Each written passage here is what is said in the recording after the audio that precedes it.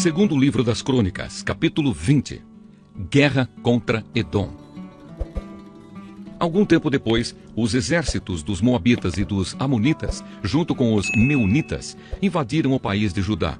Alguns homens vieram e disseram a Josafá: um exército enorme do país de Edom veio do outro lado do Mar Morto para atacar o Senhor. Eles já conquistaram a cidade de Hazazão-Tamar. Hazazão-Tamar e Fonte de Gedi são o mesmo lugar. Josafá ficou com medo e orou a Deus, o Senhor, pedindo socorro. Depois deu ordem para que todo o povo de Judá jejuasse. Todos se reuniram para pedir socorro ao Senhor. De todas as cidades do país, o povo veio a Jerusalém. A gente de Judá e de Jerusalém se reuniu no pátio novo do templo, e Josafá se pôs de pé no meio deles e orou assim: ó Senhor, Deus dos nossos antepassados, Tu és o Deus do céu e governas todas as nações do mundo. Tu és forte e poderoso, e ninguém pode resistir ao Teu poder. Tu és o nosso Deus, expulsaste os moradores desta terra de diante do Teu povo de Israel, e deste a terra deles para sempre a nós, os descendentes de Abraão, Teu amigo. O Teu povo tem morado nesta terra, e aqui construímos um templo em Tua honra.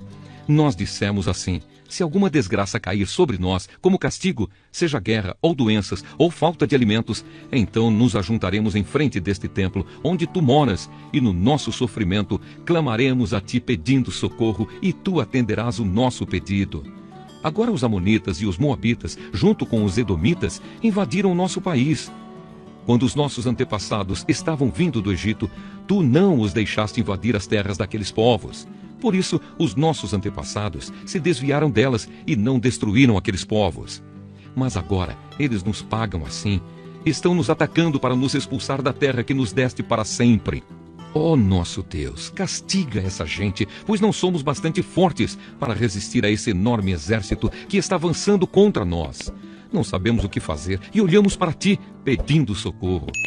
Todos os homens de Judá estavam ali de pé, em frente do templo, junto com as suas mulheres e os seus filhos, e até as crianças de colo. De repente, o Espírito de Deus desceu sobre um levita que estava ali no meio do povo. Chamava-se Jaaziel e era descendente de Asaf. Jaaziel era filho de Zacarias, neto de Benaías, bisneto de Jeiel e trineto de Matanias. Jaaziel disse: povo de Judá, moradores de Jerusalém e rei Josafá, prestem atenção. Escutem isto que o Senhor Deus diz. Não se assustem, não fiquem com medo deste enorme exército, pois a batalha não é contra vocês, mas contra mim. Amanhã vocês os atacarão quando eles vierem para a subida de Ziz. Vocês se encontrarão com eles no fim do vale que dá para o deserto de Jeruel. Quando os encontrarem, vocês não precisarão lutar. Fiquem parados ali e verão como o Senhor Deus salvará vocês. Povo de Judá e moradores de Jerusalém, não se assustem, nem fiquem com medo. Marchem contra os inimigos amanhã, pois eu, o Senhor, estarei com vocês.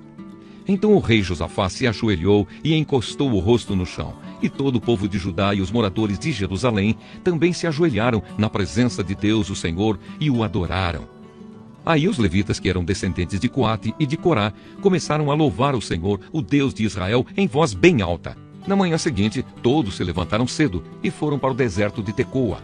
Ao saírem, Josafá ficou de pé e disse: povo de Judá e moradores de Jerusalém, escutem. Confiem no Senhor seu Deus e estarão seguros. Confiem nos profetas dele e tudo que vocês fizerem dará certo. Depois de consultar o povo, Josafá ordenou que alguns cantores vestissem roupas sagradas e marchassem à frente do exército, louvando a Deus e cantando assim: louvem a Deus, o Senhor, porque o seu amor dura para sempre. Logo que começaram a cantar, o Senhor Deus causou confusão entre os Moabitas, os Amonitas e os Edomitas, e eles foram derrotados. Os Amonitas e os Moabitas atacaram os Edomitas e os destruíram completamente. Depois, os Amonitas lutaram contra os Moabitas e os dois lados também acabaram se destruindo.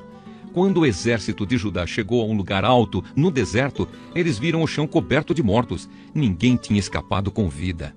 Aí Josafá e os seus soldados avançaram e começaram a pegar tudo o que havia no acampamento inimigo. Encontraram muitos animais de carga, armas, roupas e objetos de valor. Levaram 3 dias pegando as coisas, mas havia tanto que não puderam levar tudo. No 4º dia, todos se reuniram no vale de Beraca e louvaram o Senhor. É por isso que aquele lugar se chama Vale de Beraca, até hoje. Depois, os soldados de Judá e de Jerusalém, com Josafá à frente, voltaram alegres para Jerusalém. Estavam contentes porque o Senhor Deus lhes tinha dado a vitória na luta contra os seus inimigos. Quando chegaram a Jerusalém, foram até o templo ao som de música de harpa, liras e trombetas.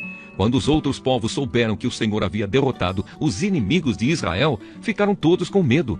Assim o reinado de Josafá continuou tranquilo, pois Deus lhe deu paz com todas as nações vizinhas. O fim do reinado de Josafá. Josafá tinha 35 anos de idade quando se tornou rei de Judá. Ele governou em Jerusalém 25 anos. A sua mãe se chamava Azuba e era filha de Sili. Como Asa, o seu pai, havia feito antes dele, Josafá fez o que o Senhor Deus considera certo. Mas os lugares pagãos de adoração não foram destruídos, pois o povo ainda não tinha resolvido adorar somente o Deus dos seus antepassados. Todas as outras coisas que Josafá fez, desde o começo até o fim do seu reinado, estão escritas na história de Jeú, filho de Anani, que faz parte da história dos reis de Israel. Mais tarde, o rei Josafá se tornou aliado de Acasias, rei de Israel, que vivia uma vida cheia de maldade. Eles fizeram um acordo para construírem navios que fossem até a Espanha. Os navios foram construídos em Ezion-Geber. Mas Eliezer, filho de Dodavá, profetizou contra Josafá o seguinte: o Senhor Deus vai destruir o que o Senhor construiu, porque o Senhor se tornou aliado de Acasias. Os navios se quebraram e não puderam ir até a Espanha.